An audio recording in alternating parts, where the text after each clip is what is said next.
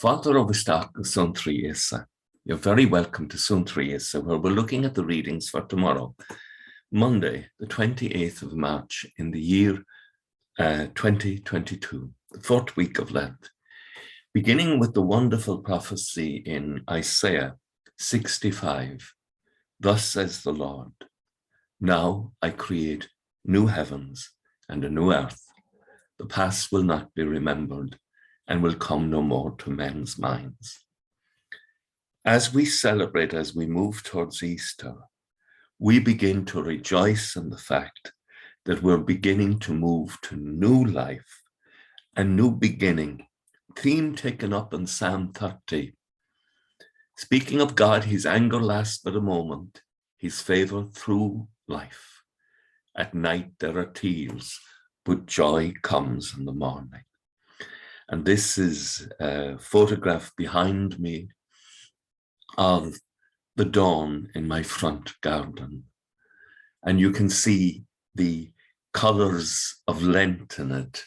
You've the high violet of the normal days, the rose of the Sunday, Liturgy Sunday, and there in the trees you can see the beginning of the rising of the sun, the magnificence of Easter. And the gospel, we're moving to St. John now. We're going to walk with John. John is going to accompany us on this journey to Easter. And so we have the story of the healing of the official's son. He lives at Capernaum, and God creates the healing by speaking a word, echoing the power of God in creation. That God says, let there be light, and there is light.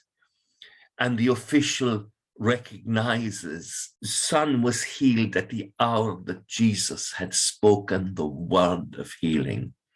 The fever left him yesterday, said at the 7th hour, and the father realized this was exactly the time that Jesus said, your son will live, and he and all his household believed. And then there's a kind of a strange line.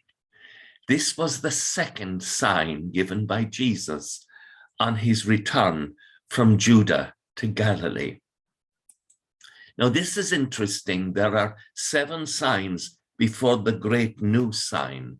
First, the changing of the water into wine in Cana, and it begins with Mary being there.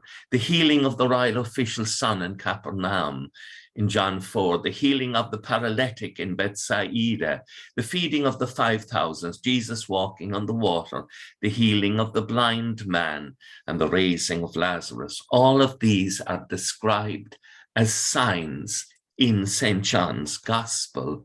And John tells us what he means in John 20:30. He says, there are many more signs that Jesus performed in the presence of the disciples, but they are not written in this book.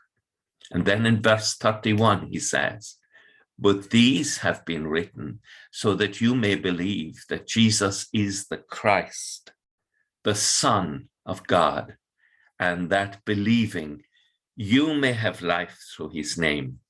And so we're beginning tomorrow morning the journey through these signs to the great sign, the moment of Calvary, the extraordinary moment. And Mary is there in Cana at the beginning, and Mary will be there at the foot of the cross. And the church begins in the water and blood that will flow from his side. Brothers and sisters, let us renew our efforts in prayer, fasting, and almsgiving, and let us rejoice in our journey to Easter. With thoughts such as these, let us go to our beds. Let us awaken in the morning with the praise of God, deep in our hearts and on our lips. Agus gemana dia ilakok v'kshiv ahar mak of the Spirit nev. Amen. Slán go fóill. Bye for now.